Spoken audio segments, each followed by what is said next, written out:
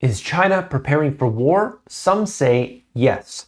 This is big. In fact, it's bigger than big. It's huge. I'm going to show you what's going on right now. A little, perhaps unknown change that has occurred that I must bring to you. Stick with me through this video. We're going to understand it. Look, we need to look at the economic aspects. But if we don't understand the geopolitical, we're never going to get there. This is really key. We had the tariff wars, we had the trade agreement, China, Taiwan. All of these things have been adding up, and I'm going to bring you what has now come out. Stick with me, I'll bring it all to you. Here we have it, first things first, the economic recovery of China not been so strong. Many analysts, people, all over the place have been saying what they've been doing to stimulus is not enough. That's basically what this article breaks down.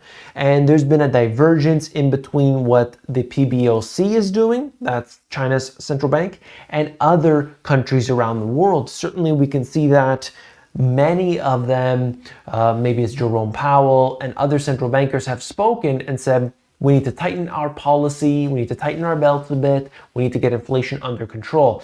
You have China on the other end, which is doing more stimulus, certainly, but the market wants more. They want more than more. Let me show you what's coming next. China passes foreign relations law with eye on countering sanctions. Legislation provides legal basis for addressing threats to sovereignty and security. So right off the bat, we know that China is doing things right now to strengthen what they believe is right, to get these ties in with these other countries, the BRICS nations as well, and they want to sort of dig their heels in because it looks like they are getting ready for war. In fact, they've literally said that. They've told their generals prepare for war. They've made these statements. They've done everything they need to do to say they're ready. And we're not talking about an economic war. We're talking about a hot war. There's another change here. Let me show you.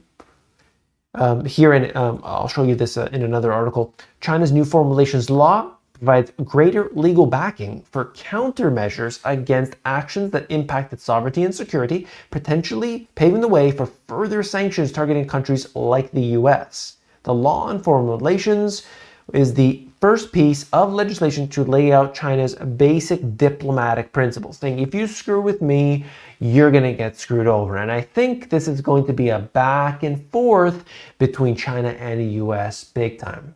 More info on that right here. The law doesn't offer any new solutions or tools. It simply states that China has the right to take countermeasures and restrictive measures against acts that endanger the country's sovereignty, security, and development interests and violate international laws or the basic norms of international relations. It sounds a lot like what the US does right now or what Europe does right now, but China is in this position where, hey, it's a developing country, we don't have any say and that, but now they're growing. Now they're becoming stronger internationally. Now they're doing a lot of business here. And so they're starting to say, maybe we're going to put our foot down. Maybe we have enough strength. That you might not agree with that. That might not be something that, is felt all around the world equally, but they're doing it. They're putting it to law. And this is something, as far as I'm concerned, because of all the sanctions that have been put on Russia and so on, they might be able to say, hey, what you did is against international law. And as a result, we're going to start sanctioning you. They could do that. And, is that a good thing? I think everyone's going to lose, personally. But it seems like they at least want to do what other countries are doing to them or doing to their friends. I could see why they're doing so. And essentially just saying that, they want to go into there, they have, their national security. They want to make sure that they have their social and public interests, disrupting the social and public order. They want their things their way. People, certainly it's an authoritarian system. You look at other countries in the Middle East, for instance, you have an autocratic sort of environment. Okay, there's one ruler at the top, nobody can say anything, and they dictate all these policies. But if you look at where the growth is coming from today, it's pretty clear. It is from these places. It's not from Europe. Let me tell you that. It's not from the United States and Canada and the UK, Australia. Even though these places might have resources, you're looking at a lot of other places that just have, perhaps they have resources, but they have something else going for them too. One thing though for a lot is the commonality that they have an autocratic type system. And that seems to be the case where perhaps we're seeing a lot of weakness that's taking place. We're seeing a lot of complacency.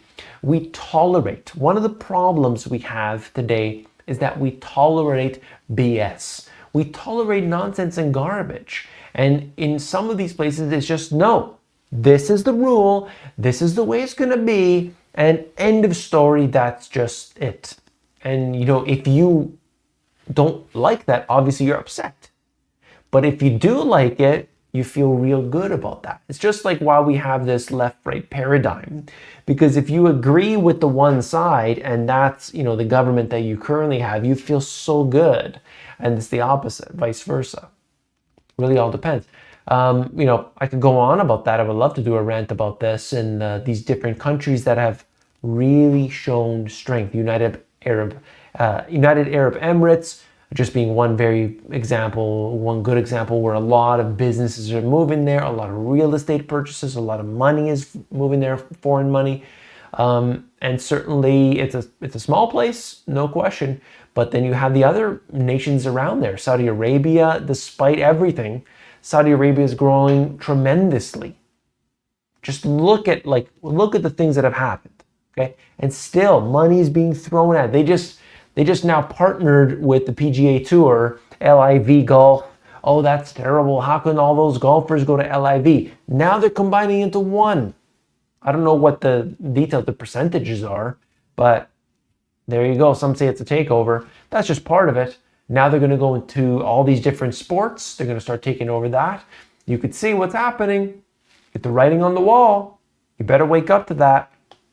All right, China's economic woes are multiplying, and the leader has no easy fix. China's momentum to surpass the US as the world's biggest economy may be thwarted by current dynamics. We're seeing this going on. They locked down for so long. There's sluggish consumer spending domestically, a crisis-ridden property market, flagging exports, record youth unemployment, and towering local government debt. All of these things, not so good. You need that trajectory to continue onward and upward, but they have so many issues, and that's why there's a lot of calls for that stimulus that we talked about earlier.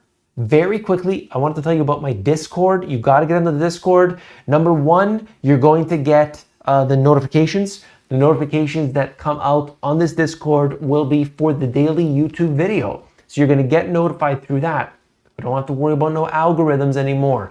Discord, if you're not familiar with it, it's like a little chat thing. Think about Facebook without the Zuckerberg, okay? That's Discord. That's the way I'm learning about it myself. So you're going to get all the daily YouTube videos. You're also not notified, but all the new shorts that come out, I don't post the shorts on YouTube anymore. Those shorts come on TikTok, Instagram, all that stuff, Facebook.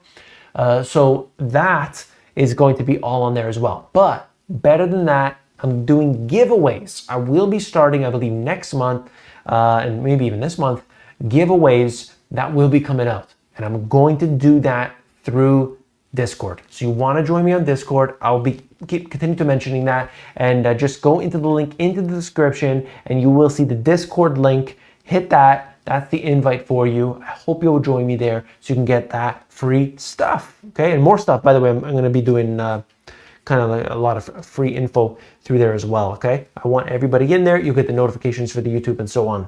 I just want to show you that China and Africa, they've been doing a lot of trade. In fact, total trade between China and African countries has surpassed $2 trillion in the past decade. So these two, one country and one continent have been multiplying the things that they've been doing together. And I just wanted to show you that these alliances have been formed. China's getting a little bit more, they're saying, hey, We don't need the US. We're going to sell off their treasury slowly but surely. We're going to do business outside of the US dollar. We want this to happen, and we're making that very clear. And we're going to do this on the political side. We're going to make statements about this. We're going to, partner up. We're going to do, currency swaps, everything that we can do.